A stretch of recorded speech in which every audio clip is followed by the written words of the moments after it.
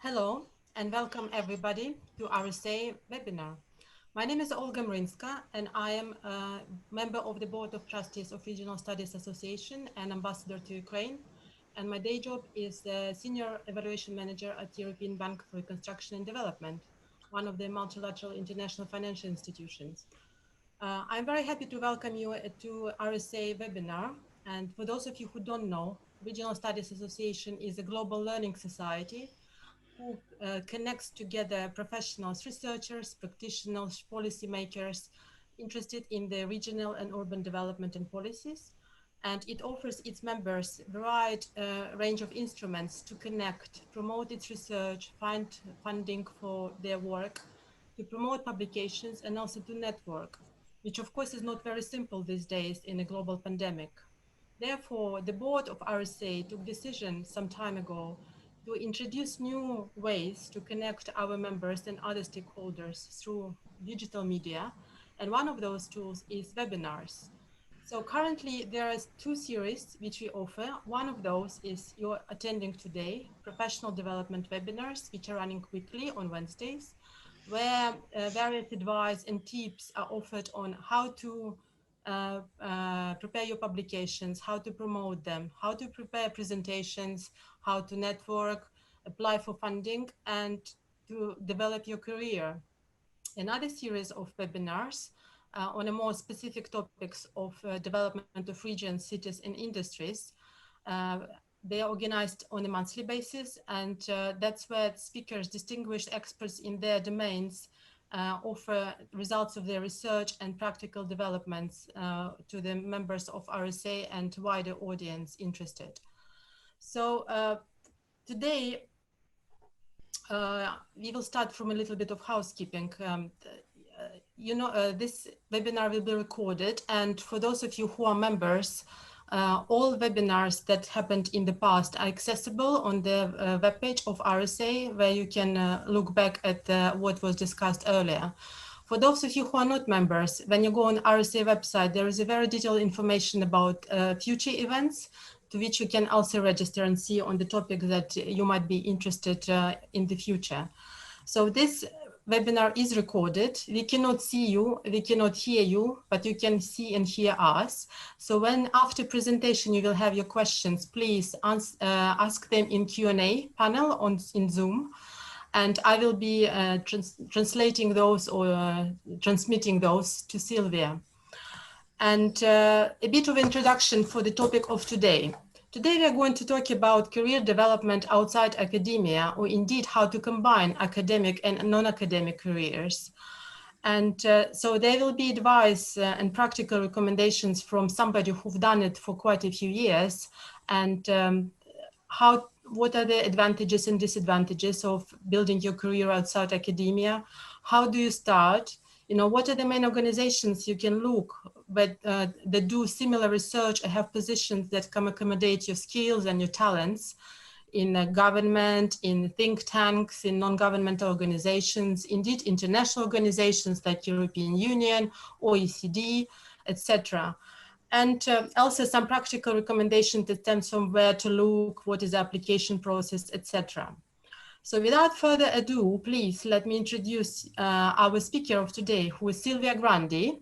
Silvia has a dual career path. It means she is head of the department at the Italian Ministry of Economic Development. And at the same time, she is adjunct professor at the University of Bologna. She has many years' experience of leading and participating in research projects in the field, and it is both at national, international, and European scale. Silvia has a PhD in economic and political geography from University of Bologna, and there are some more details on her biography if you're interested on the webpage of RSA. So please let me welcome Silvia, and the floor is yours. Thank you. Thank you, Olga, and welcome to everybody that thinks about keeping his research career, but also evaluating how to do it outside academia. So let me share the screen and the presentation for today. So hopefully everything is okay, and you can see the presentation. Okay, so basically, I imagine you in a situation of decision making for your career. A first disclaimer, something to keep in mind, is that what I'm talking today is really country specific, and it's related to cultural, academic culture in every country. But I've been trying to be as general as possible to provide some hints, tips, and some perspective framework to go in further insight in your exercise. First of all, when you ask about this question, shall I pursue a career in academia or not? I can do it before PhD, that's too easy. Everybody's doing this. But after a PhD or during the PhD, something to be aware of, that you can do research also outside of the universities. You can do it after a postdoc, for example, but as well as during your assistant professorship or during professorship to enlarge your experience, to get more knowledge, or to get the consultancy activities at a high level content. So that's it's a research. So my presentation has been already introduced by Olga, so you know what are the content, pros and cons. We just try to understand what are pros and cons of the two sides, what are the most important employers that I can think of at the first level, and the typology, and how to develop a career outside, what are the contracts, and some application procedures you have to expect. So motivations, I've been asking to people that have been doing this choice at that time. So somebody was because they wanted to be more influential, directly influential, and to do more applied research, for example, in terms of policy making, for example. Others really understood that tenure track position were not for them. Others were thinking that the career was too competitive at university. At this period, there were too many people, but they still like the idea to do research because they loved it. Others, they wanted to, especially when you are younger, you want to explore possibilities. So maybe during your PhD, you want to do an internship to understand how this is working outside. Else is also because at least at the beginning of the career in general, a research position in a research outside of academia might, in most of the country, give you the sense of security and higher paid. So let's go to pros and cons. So basically, as I said before, earning and other benefit potential are generally higher outside of academia. So this is one of the most, and more or less everybody told me about this in my inquiries. A good thing to know is that this might be not forever. So it might be initial, or it might at the end of your career. So there might be interconnection. Depends also a lot in the country and how academia is perceived into salary in this compared to other salaries. Another very important thing is that it's easier generally to get to a managerial position. So if you like more managerial position than research, or you would not want to make sure that you might like to change soon into another fully managerial position, being in a non-academic organization is easier. Another thing that everybody, or at least a lot of people said, it's more easy to access to facts, data, case studies, which for applied research is quite important. On the other side, you have less time or less opportunity to have to think about more theoretical and basic research. If you like practical satisfaction and impact in real life, like policy making, company strategies, innovations, processes, concrete ones, you might like to have more satisfaction in this way. And generally, it's less bureaucracy to get funding and so on. It's not always the case, but it generally is so. Let's go to cons. Often to be a researcher outside of academia is a little bit more complex to be called so. Despite you're doing the same thing, there might be the level of publication is the same. it's a bit awkward, especially for those in academia, that to recognize you like that. So basically, another complexity is that most of the time your research and publication are confidential, at least for some years. So you have less opportunity to publish your best works. It might be in a certain organization, especially that you'll have less time to specialize, especially if you are in a consultancy that doing research, and you have to have different projects at the same times and so on. Some of the people think that managerial activities next to their research is hindering. And somebody said that living in a real life, it's something that is a cons. And sometimes you need to have a stricter policy and you have less freedom to choose what to do or what to plan. It depends really what people answer to me that, for example, lecturing for some people is a burden, some other was a miss if you wouldn't do it. So you can do like me, I do adjunct professor, so part-time lectureships and something like that. It really depends. In some cases, networking is easier outside of academia. Other time, it's considered more complex. Fundraising depends and so on. So basically, these are pros and cons. Let's go next slide. It's which organization I'm tackling.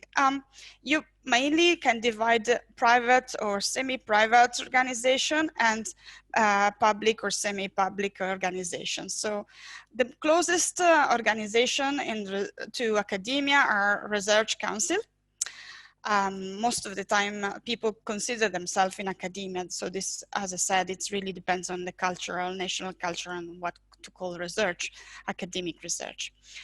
National and regional research center for our topics, especially in RSA, are quite a good target. Public administration, we have ministry, regional, statistical offices. Generally, they do have also research departments. Regional development organization, they do as well. And the big possibility and interesting generally for also salaries and something like that is international organization like the UN system, the European Union, development banks, and on top of it, you can consider as well for economics, especially central banks. Then we go towards more private. So you have consultancy, that the high level specialized consultancy they do on problem based generally, but at the level of research might be as complex as in academia. Industry, if they do research centers. This is typical for scientific, strictly scientific, like science and chemistry and so on, but also in our field, it can be the case. Contract research centers, think tanks, charitable trust and foundation, they might have research centers. In our topics, NGOs, and then CSOs, so civil society organization, political party, trade unions, and so on. So really a wide possibility. What is the case is that most of the time you might not be called researcher. That's something that we said in the cons. Recruitment process. Basically, it's very variable. These are basically all the steps, but most of the time, not all of them are required. This is typical in case of as a very structured public or international organization. So first of all, basically now you have online application formats, but you still have also the possibility to send by email your CV or something like that. Screening according CV, so your CV will be screened, definitely. And according to procedure, you can go either to written test that can be related to logic or something like that, and or to technical knowledge. You might have, this is quite rare, but European Commission do so, collective interviews to see your skills in group working, and you have interview or more than one interview. So at the end of this, you will be offered, maybe, hopefully, a contract. Of course, a contract can be related to the type of relationship we will have. If it's an internship, it can be paid or unpaid. Short-term contract, you have to consider that you might be a junior, a mid or a senior position, more or less managerial or more or less as an expert. Fixed term contract. So most of the time you will have a fixed term contract, especially in international organization, whilst long-term contract might be in a national public administration. But as I said, this is quite different in from country to country. Voluntary, this is also an option for those of you that are like the idea to work in outside of academia for one project or twice. You can also consider to do it without being paid. Some ins, I'm getting to the end. Networking is crucial. So network, talk to people, try to investigate your target organization through website.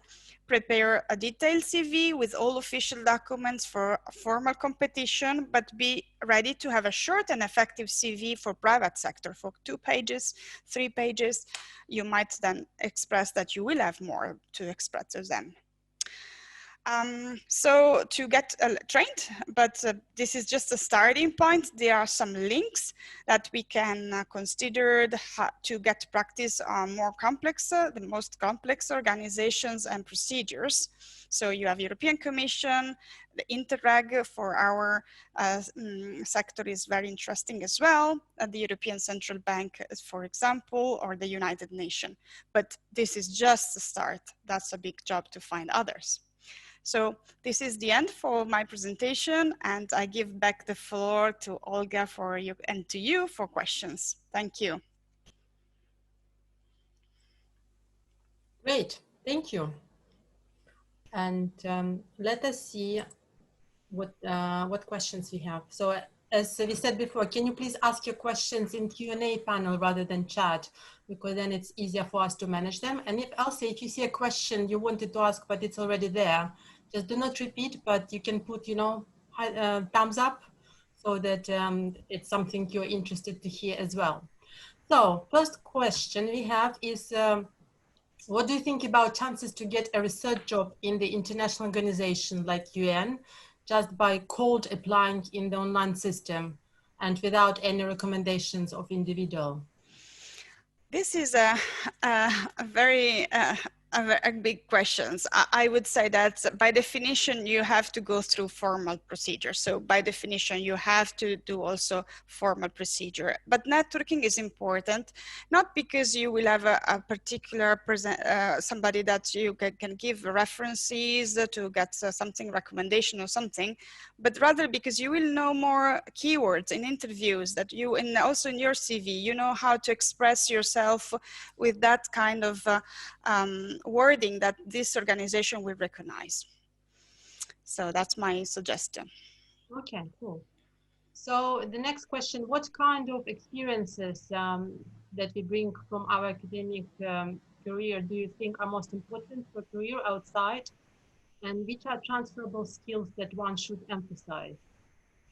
I think the analytical and the analytical capacity is something that is a real plus with a strong methodology behind it. So the capacity to know that how to create the state of the art of knowledge. So not just to be like a journalist collecting first things, but collecting the right things. And this provides a high level expertise. The second thing is analytical. So making sure that you have an instrument and methodology to transfer the knowledge through a research or something like that. So either quantitative or qualitative. What is really important at the end, what makes the difference in outside of the academia is just to know that not everybody will understand you. So you will have to be good in dissemination and communication of scientific research. This is the challenge. You're not only, when you are outside of academia, not only with people that understand you and will have all the same knowledge of you, but you have to be able to talk to people that are not as expert as you. So these are probably the most important things I think that are really regarded. And so when they look to you, they will have to, the recruiter will have to understand if you can be communicative enough, analytical enough, but also you have to know that time is an issue. Outside of academia, research. But in some, at least in some certain country, you can be more relaxed in planning. Outside, a little bit less. So if 2 months is 2 months. Okay. So we have next question, which is quite popular. Once I started career outside academia, can I go back at a later stage to academia?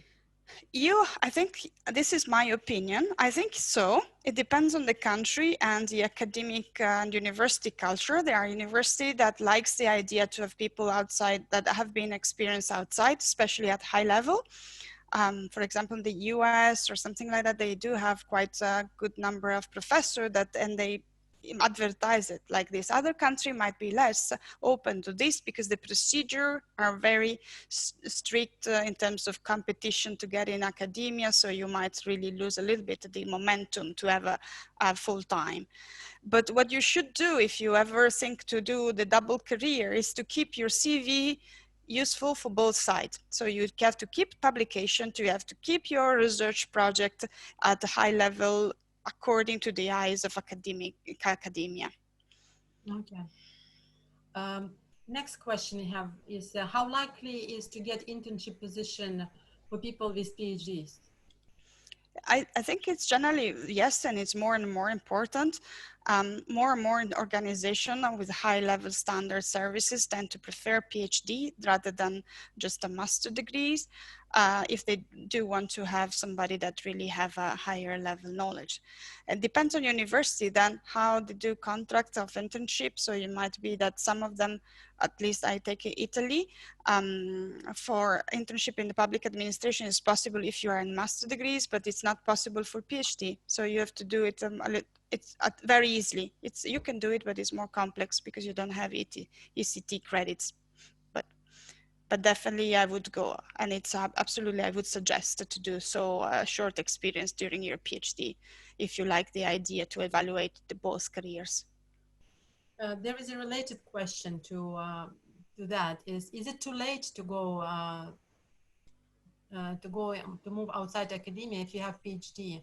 And is there any practical advice for you to reassure people that it's not late? No, it's not late. It's a plus in certain areas. So hiring a PhD student or a postdoc means that I will have directly somebody fully professional in how to do research and methodology. If I hire a master degree students, I have to educate and to make sure that I transfer all the knowledge inside of the organization, so it's more costly.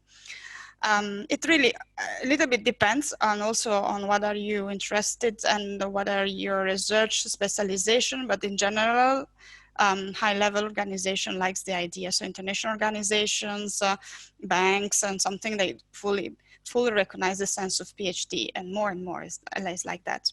Yeah, if I can add actually here, because in the bank where I work in EBRD, with headquarters in London, for some departments actually having PhD is a condition of getting a job, for Office of Chief Economist and various governance positions. So depending on the organization, some of them are looking for high caliber postdoctoral candidates. So yeah, discourage that it's too late. No. Now, in Italy as well in the public administration, we have also a little comma in a norm that provides that if you have a PhD, to get a head of division level competition, you have a bit of an help in terms of how long you have to be a civil servant before. So it's recognized, and it's good to know and good to have. In some countries, you have additional salary kind of bonuses. I don't know whether it's... Yeah, exactly. It's very variable. That's the difficulties of this seminar. So you have to do a lot of evaluation where you do these choices, but generally it's a plus. Okay, so we are moving to the next question, which is how do you build long-term career in these conditions? And I think the assumption is in a condition outside academia. Well, long-term career as a researcher, as I said, outside, it depends really a little bit on what you like and what are the opportunities and your personal objectives. And how will be the future, I will not know. And I can tell you what was before, up to now at least, and how it is in these days. So you can, in international organization, which is something that we share all together here, any country you're coming from, you start generally with the short-term not short, midterm, let's say for 2 to 3 to 4 to years, and then you can still stay there. And for longer term contract, any organization can express themselves. You can change between organizations, so making sure that you find the right mix between specialization and managerial knowledge, so you can be competitive to change, like for example, to change from World Bank, I want to change and going to IMF, I will be staying still in Washington, but I will change organization and I might change a little bit position. It's not obviously done as in the private sector when you play with international organization like this, because it depends also on methodology of recruitment. The second thing is that if you are fully in a private organization like an NGO, it really depends, and more as in academia, this is really quite similar. More you grow, you tend to either to specialize, so to get into a higher and higher level of research, or to get into a managerial position. Okay. There is a question about what kind of skills from our research we can leverage while applying for academic jobs. I mean, obviously there is soft skill, organizational writing, managing, but how can you frame methods, you know, being able to deliver some methods as a useful professional skill for this type of jobs? Yeah, I told before when I was thinking qualitative and quantitative research methods. So we do, as a RSA scientist, we can say that we use a lot of questionnaires, data collection, econometrics if you are quantitatives. So these are all skills that are very appreciated if you know how to do it in a strict and very scientific way. So not just to do question here and there to have your opinion, but to have a framework. So I said, I will collect 50 interviews because I've been using a statistical methodology to identify 50 according to the universe and of the data and so on, and econometrics as well. You know, you have to know how to use it, and any other methods, visual analysis as well. Why not? Cartography, GIS, for example, are very useful, and it's a plus. So these are the things. Just to be ready to explain all the time what you are doing, and that's, as I said, communication. So you don't teach, but you basically use quite a lot of teaching skills to be clear and to communicate and to be leader in your projects. Okay, cool. So there is an interesting question from mature PhD academicians saying that pros and cons looking for non-academic career in this age, and you know, how do you market yourself when you are looking for a new job in this condition, and what is advice if you know, is there any preference for younger generation in United Nations organizations on NGO? Well, there, as I said before, you can do it as a senior. A senior means that you have a long experience. PhD is part of your CV, but you don't have to say when you got your PhD at first. So if you have like 20 years work experience in regional development, because you worked in a regional organization doing managerial activities, managing projects, doing political activities or semi-political activities, and then you get a PhD, then you are an expert, a senior expert. So any application for experts or any other position like that are absolutely okay, because in this occasion they will not hire a young person. So PhD, and I really suggest to a lot of friends of mine that do have a mind for the PhD, but they don't, but they do have a high expertise. Why don't you take the time to take a PhD next to your work? So because then you become really a senior researcher, even if you didn't know that you were doing so. So I really advise this sense, and a lot of expertise as a technical assistance to development project, for example, are quite easy to get into this field. Yeah, thank you. There is one very popular question. Is there a universal answer to employers' question, why are you looking for a job outside academia with PhD? Um, I never thought about it. I think I thought because I wanted to do a PhD to get stronger in the research methodology that can be useful for any other type of job. So why not? I mean, if they do ask this, they are not probably the right employers. Because if they would be a right employer for a PhD, they would say, oh yes, you have a PhD, then I will interview you. So. It's true. It's a really good screening question for yourself rather than for employee. Yeah, I would think so. So that's also something. Sometimes you end up in the right position because they valued your PhD. Otherwise, they don't call you. If they think that you are overqualified with a PhD, they will not call you. So there is a question, how, especially in current situation of global pandemic, how do you compare employment opportunities between academia and non-academia in other sectors? Um, I mean, RSA talks that we had it make me learn that it's really different country to country. So it depends on how privatized or public approach of academia. So how stable is your position in academia or not? So in some country, basically to be in academia during pandemic, we have a lot of problem, but at least the sense of security is there. In other country is not. So I cannot really answer. It's a really case specific. But in general, with research experience, it's a little bit more complicated to be recognized sometimes. But knowledge society is growing, and at least the European Union forecast in terms of policies, industrial policies, public administration, it goes towards the people with high level and high skills. So I'm confident that anyhow our skills will be valued. Let's be confident, okay? That's the point. Don't get depressed. Yes. We actually now at 2:30, so formally the time for our webinar is over, but we do have quite a few questions. So I think we will allow about 10 minutes overrun if everybody agrees, but obviously if you're busy, you're very welcome to leave now, but we are hoping you can stick around. So there is a question, any specific tips on how to be a good candidate for non-academic positions? Depends really the target organization so that you're tackling. So it really, if you are into international organization, they might also have a ranking on how high level was the university that you're doing.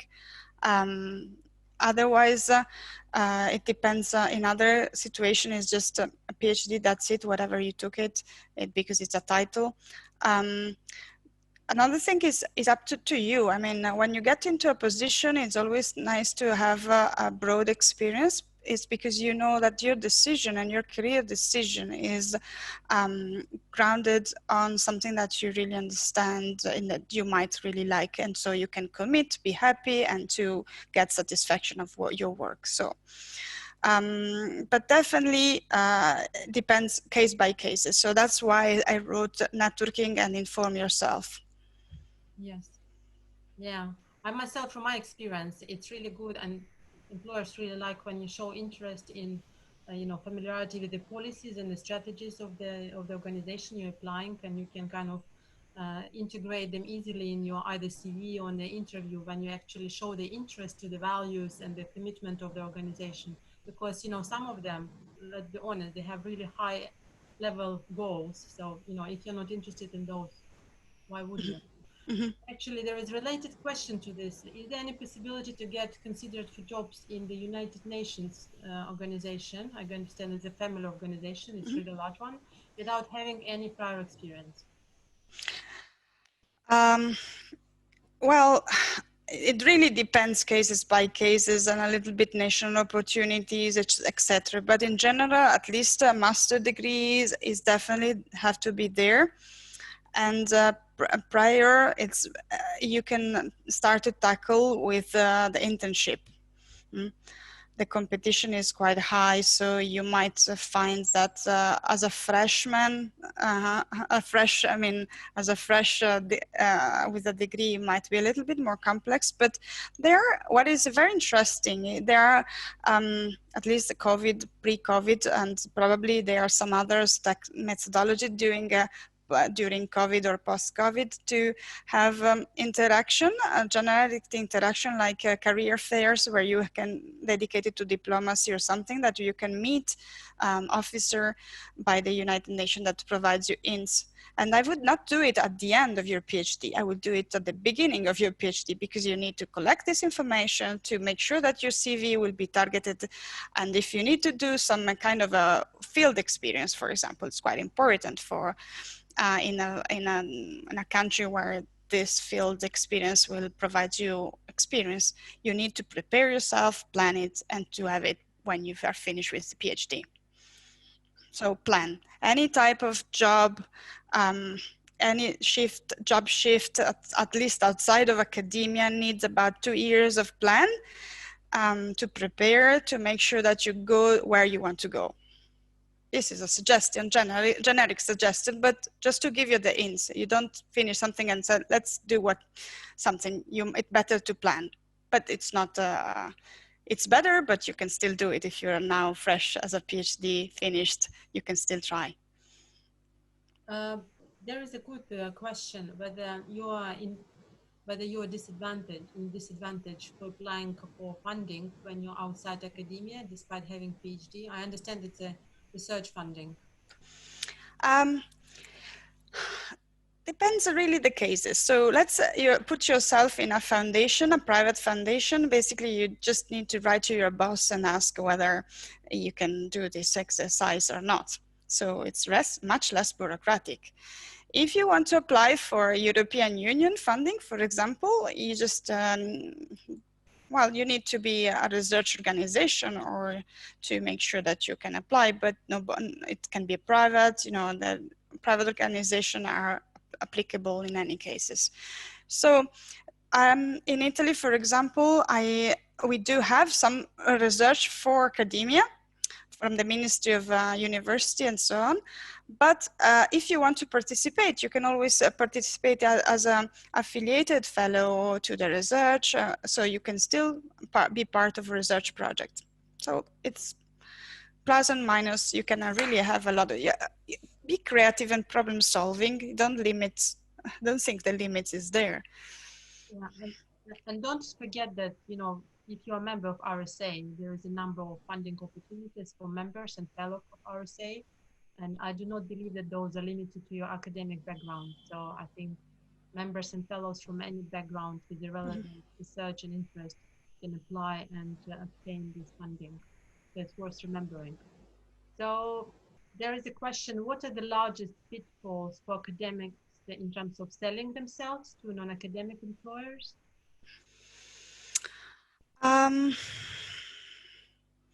I think that I feel like some kind of freedom that we do have outside academia in certain topics and the others. So it's really, there's not really, it's a very blurring situation, depends on the cases by cases. The most interesting thing is that non-academia research activities exist.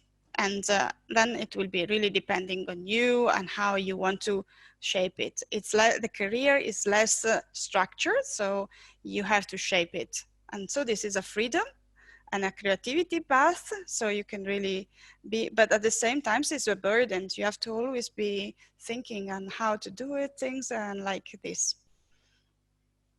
I don't know if I answered to the question properly, but this was the thing that came to my mind now. Yeah, I think it's, I mean, in my personal experience, depending on organization, you do need to rewrite your CV and your cover letter. So it depends on organization. Some of them are more applicable. So sending too many publications and academic references might be not a good idea, but your practical experiences of some projects related to the topic might be better. And vice versa, if it's more research intensive, organizations like, you know, research council, obviously leave aside commercial bits and concentrate on academics. So, I mean, but again, it's my personal experience. Yeah, that definitely, it really depends on the cases by cases. Thank you, Olga. Definitely, it's a good suggestion as well. There is a question, I think it might be the last one. How is acceptance of the application by foreign researchers? So I understand, if you're a foreigner applying for a non-academic job. That's very difficult to answer because it depends on cases by cases. And um, well, for example, in Europe, there is a basic rule that all European Union citizen can apply to any other country. So it's basically the same country, so that everybody can apply. But third country employees cannot really participate to, for example, national competition for civil servants. At least in some cases, as an expert. So it depends really. In that sense, academia is a little bit more open, but it's quite bureaucratic. Some countries are more open on this and that. So that's why I talked a lot about international organization, because this is something that is common to everybody of us, that it's a part of this part of RSA. Then it becomes country specific. But for private organization, of course, doesn't make difference. The language might be something that had to be considered. So English is known, but if you have to publish with the influential at the regional level, maybe you have to know the regional language that to be able to write proficiently. So that's probably some of the limitation, not just the citizenship, but language. Yes, that's true. I know. So, I mean, usually the best source is to look on the website of organization because there is eligibility criteria, so you can easily say. Mhm. I know that if you're applying to OECD, you need to have French and English, one in excellent condition and another one in good one, and commit to improve it, for example. So it Mhm. varies. Well, I'm afraid it was our last question. We have quite a few yet, and we are really grateful for the interest you demonstrated. So there was one question about recording. So as we said at the beginning, if you're a member of Regional Studies Association, recordings of all webinars are accessible to you through the RSA website in Members Lounge. There is a link. If you are not a member, unfortunately, you cannot access it, but you can join association and access all these sources of information and knowledge. So I am sorry for those people who did ask questions but didn't get their answers. We hope you still can communicate and get those through other means. We gave you some, Silvia gave you some interesting and useful tips. So thank you again for everybody who joined. We had almost 100 people today, which is really cool. Thank you very much to Silvia for interesting presentation. Thank you for RSA colleagues who made this webinar available and so interesting. And it is time to say goodbye.